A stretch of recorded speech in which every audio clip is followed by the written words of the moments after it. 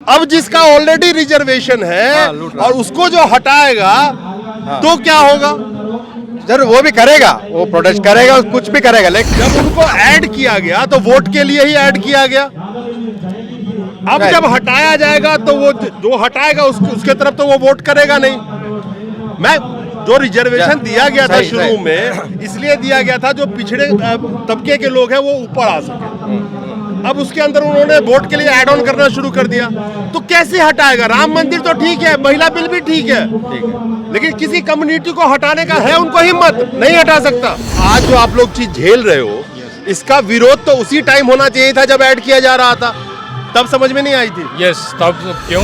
देश में राजनीति ही रिजर्वेशन के लिए होती है और रिजर्वेशन के ऊपर होती है। तो ये जो डिमांड कर रहे हैं कि ये सुगाली हो, बंजारा हो, अमाना हो, वो कह रहे हैं ना उनको निकाला जाए। जो कुर्सी पाता है उसका कुछ नहीं जाता, कुर्सी पाने के लिए जो भी करना है करके चला जाता है वो। जनता रोड पे चिल्ला रही होती है। अब जिसको ये हटाने की बात करें, क्या सरकार उसको मानेगी? तेलंगाना गवर्नमेंट पॉसिबल है? दोस्तों नमस्कार, आज तेलंगाना से ट्राइब्स कम्युनिटी के सारे लोग यहाँ पे इकट्ठे हुए हैं। इनकी मांग है जो इनको जो रिजर्वेशन दिया गया था उस रिजर्वेशन के तहत बहुत सारे लोगों को, बहुत सारे जातियों को बाद में ऐड किया गया। इनका जो विरोध है, मैं 3-4 जाति का नाम इसमें देख रहा था जिसका इनका विरोध है कि उनको बाहर निकाला जाना चाहिए। सुगाली, बंजारा, अम्बाड़ा एक और कास्ट है, वो कहते हैं उनको बाहर निकालना चाहिए। सवाल यह है कि इस देश में राजनीति ही जातिगत व्यवस्था पे होती है, इस देश में राजनीति ही रिजर्वेशन के लिए होती है और रिजर्वेशन के ऊपर होती है। तो ये जो डिमांड कर रहे हैं कि ये सुगाली हो, बंजारा हो, अमाना हो, वो कह रहे हैं ना उनको निकाला जाए, क्या वोट की राजनीति के लिए, और खासकर तेलंगाना में अभी इलेक्शन होने वाला है, तो क्या कोई भी पॉलिटिकल पार्टी, चाहे वहां की मौजूदा सरकार ही क्यों ना हो, क्या इनकी मांगों को सुनेगी? ये सबसे बड़ी समझने वाली बात है। आप लोग एक डिमांड कर रहे हैं कि अभी जो रिजर्वेशन में अलग अलग कास्ट शामिल किए गए हैं आपके बाद उसको हटाने की बात कर रहे हैं। क्या लगता है सरकार इस बात को मानेगी? सरकार को क्या है, एक केंद्र सरकार ने बहुत बड़ा साल से हुआ वो आर्टिकल 370 कश्मीर को, उसको भी वो क्लियर किया उसका। उसके बाद अभी महिला रिजर्वेशन बिल कल हुआ ना, उसको भी वो फाइनल हो गए। और अयोध्या में राम जन्मभूमि का उसका भी सॉल्व किया। उससे देख के ये छोटा इश्यू है इसका निकालने का। क्यों बोले तो इमरजेंसी पीरियड में जो लोग हैं वो बंजारा, सुगाली, ये लोग हैं गोर बंजारा बोलते हैं, ये सब लोग को इमरजेंसी पीरियड में बिना आर्टिकल 342 उसको छोड़ के एक जीवो दिया, उसकी वजह से 2% मिला के इसको शेड्यूल ट्राइब्स में मिला है। उसकी वजह से वो लोग पूरा महाराष्ट्र, कर्नाटका और राजस्थान से जो लोग उधर ओसी था, बीसी था, वो लोग इधर आके एसटी बना के हमारा एजुकेशन लूट रहा, हमारा एम्प्लॉयमेंट लूट रहा, हमारा खेती लूट रहा, हमारा संस्कृति सब पूरा बर्बाद कर रहा है। उसकी वजह से अभी तक एक IAS IPS ऑफिसर भी हमारा आदिवासी, इस देश मूलवासी का एक भी नहीं है। एक बात बताइए, आपने राम मंदिर की बात करी, आपने धारा 370 की बात करी, आपने महिला रिजर्वेशन बिल की बात करी, ये सब क्यों किया गया? वो बहुत बड़ा है, उसका भी सॉल्व किया केंद्र सरकार ने। ये बहुत छोटा है, ये क्यों नहीं सोच रहा है केंद्र सरकार? ये वोट की राजनीति है। ये वोट लेने के लिए ही किया जाता है। आप जो डिमांड कर रहे हैं, मेरी बात सुनिएगा। आप जो डिमांड कर रहे हैं, जब उनको ऐड किया गया तो वोट के लिए ही ऐड किया गया। अब जब हटाया जाएगा तो वो जो हटाएगा उसके तरफ तो वो वोट करेगा नहीं।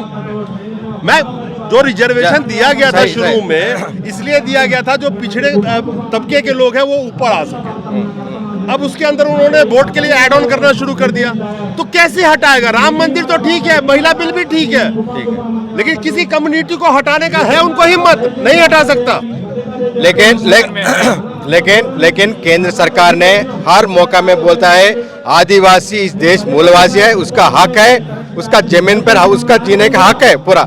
तो उसका हम पूछ रहा है हमारा हक क्या है, वो संविधान में क्या है वो देना पड़ेगा। हमारा 4% रिजर्वेशन क्यों कौन लूट रहा है? वो हमको नहीं मिल रहा ना, वही देना बोल रहा। उसके वजह से एक बार दिखाए तो इसका कैसा सॉल्व करना, उसका मुंह का हम मैं बंद कर रहा हूँ। हमारा मुंह आने वाले का वो खाने का लिए हमारा खाना हमको मिलना चाहिए। नहीं, बिल्कुल मिलना चाहिए। आदिवासी मूल निवासी है, जानता हूँ वो किस किस दौर से गुजरे ये भी पता है, लेकिन मेरा सवाल आज यही है कि जो भी किया जाता है वोट के लिए किया जाता है। आप भी यहाँ पे आए हो, तेलंगाना में भी इलेक्शन है ना, इलेक्शन है। आप कहोगे कि अगर उस जाति को तुम नहीं निकालोगे तो हम तुम्हें वोट नहीं करेगा, या जो वादा करेगा हम उसको वोट करेगा 1 मिनट के लिए, ठीक है। लेकिन जिसको निकालेगा उसके वोट से भी उसको डर लगता है। अरे उसका वोट है, हमारा भी वोट है ना, बिल्कुल है। हम भी आदिवासी है ना, हमारा वोट भी है ना, वोट बैंक भी है। 12 लाख हुआ है उधर तेलंगाना में, पूरा देश में 12 करोड़ लोग आदिवासी का वोट बैंक है पूरा देश में। आपने तो गवर्नमेंट को फंसा दिया वहां पे, हाँ, आपने फंसा दिया उसको, इसलिए आपका जो डिमांड है मैं मानता हूँ, मैं कहता हूँ कि सही हो सकता है, लेकिन अभी आप देखेंगे अभी कई तरह के डिमांड ऐसे आ रहे हैं। एक तो इंक्लूजन की आप बात कर रहे हैं, लोग कहते हैं हमें भी रिजर्वेशन दो। आपने देखा होगा मणिपुर में क्या हुआ, क्यों हुआ, उसकी वजह क्या थी, क्योंकि मेतई कम्युनिटी को एसटी में नहीं शामिल नहीं किया, सिर्फ रिकमेंडेशन किया, शामिल नहीं किया, अभी शामिल नहीं किया, रिकमेंडेशन किया, तो इतना बड़ा लफड़ा मणिपुर में हो गया। अब जिसका ऑलरेडी रिजर्वेशन है और उसको जो हटाएगा तो क्या होगा, जरूर वो भी करेगा, वो प्रोटेस्ट करेगा, कुछ भी करेगा, लेकिन हम क्या है उसकी वजह से उसको सुप्रीम कोर्ट में केस डाला है। इसको पार्टी से क्या देख रहा, क्या सोच रहा, वोट बैंक सोच रहा, उसकी वजह से आर्टिकल 342 वायलेशन हुआ है, उसको सुप्रीम कोर्ट में केस डाला है। उसमें केंद्र सरकार को नोटिस भी दिया, 4 वीक उसका टाइम दे दिया वो काउंटर एफिडेविट सबमिट करने के लिए। हम उसका केंद्र सरकार पे हमारा क्या वादा है, आप जल्दी तुरंत उसका काउंटर एफिडेविट सुप्रीम कोर्ट में डालो। चलिए मैं एक सवाल आपसे भी लेता हूं, आप भी रहिएगा कि क्या लगता है कि जैसे जब भी इलेक्शन नजदीक आता है लोगों को इतनी उम्मीद होती है कि मेरी बात सुनी जाएगी क्योंकि वोट का टाइम है, तो आप जो डिमांड कर रहे हैं इसमें तो वोट का ही बंटवारा होगा, तो सरकार कैसे इस चीज को कर सकती है? नहीं साहब, ये तो गलत है, गलतफहमी है। ये तो अपन का आदिवासी जनजाति लोगों का फ्यूचर के लिए जो लड़ रहे हैं ये 20 साल से हो रहा है, मगर कोई भी स्टेट गवर्नमेंट या सेंट्रल गवर्नमेंट कोई भी ये समस्या को ये क्या बोलते हैं वो सॉल्व नहीं कर रहा।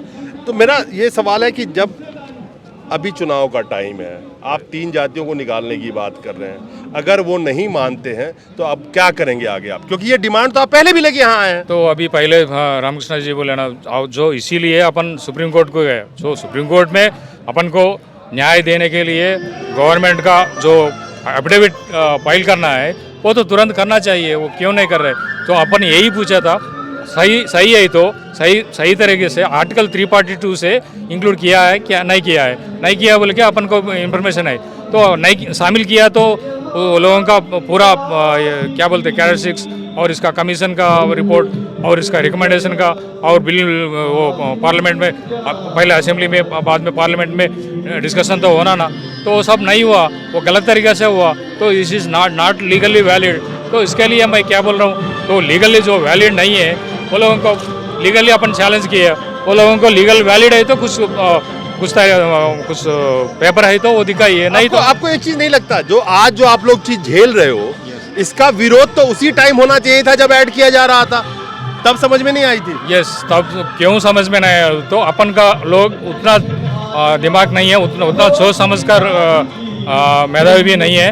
वो 2010 से अब जब क्या बोलते हैं आरटीआई जो इंफॉर्मेशन एक्ट आया ना, जब से अपन पूछा तो ये क्या सभी ये राजस्थान में है, महाराष्ट्र में है, कौन सा स्टेट में भी एसटी नहीं दिया, खाली तेलंगाना आंध्रा में क्यों दिया बोले के पूछे तो वो लोग ऐसा ये एरिया रिमूवल रिस्ट्रिक्शन दिए, ये इंक्लूड शामिल नहीं किया, आर्टिकल 342 से नहीं इंक्लूड किया बोल के वो आरटीआई से इंफॉर्मेशन दिया था। जब अपन पूरा इकट्ठा होकर सब लोग मिलकर अपन को ये अपन लड़ना ज़रूरी है, ये अपन का भविष्य के लिए, अपन का बच्चों के लिए, ये अपन का रिजर्वेशन के लिए बचाने के लिए अपन लड़ना जरूरी है बोल के लड़ना जरूरी है, कह रहे हैं कि अपने लिए, अपने भविष्य के लिए, अपने बच्चों के लिए लड़ना जरूरी है।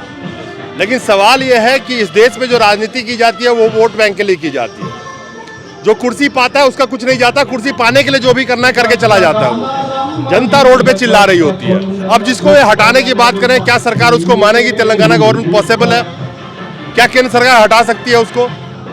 कई चीजें हैं, खाली तेलंगाना में नहीं है, अभी तेलंगाना में हाईसो गवर्नमेंट वो लोगों को पूरा सपोर्ट कर रहा है, not only Telangana, overall nation wide लोगों को वो लंबाड़ा बंजारा लोगों को एसटी में शामिल करने के लिए वादा एश्योरेंस दिया था। तो इसी अपन का जो नुकसान हुआ था दूसरा स्टेट में भी हो सकता बोल के अपन सब लोगों को इकट्ठा किए। इससे पहले लास्ट मंथ भद्राचलम में मीटिंग हुआ था। नेशनल वाइड अपन मूवमेंट लेंगे, सबका सपोर्ट लेंगे, पूरा आदिवासी मिलके 12 करोड़ लोग आदिवासी मिलके अपन का हक को अपन बचा सकते बोल के अपन ये चलिए, इसमें 12 करोड़ आदिवासी मिलके अपने हक को बचाने के लिए लड़ाई लड़ेंगे। देखते हैं कि इनकी लड़ाई कितनी मजबूती से ये लड़ पाते हैं और कब तक सरकार इनकी सुनती है।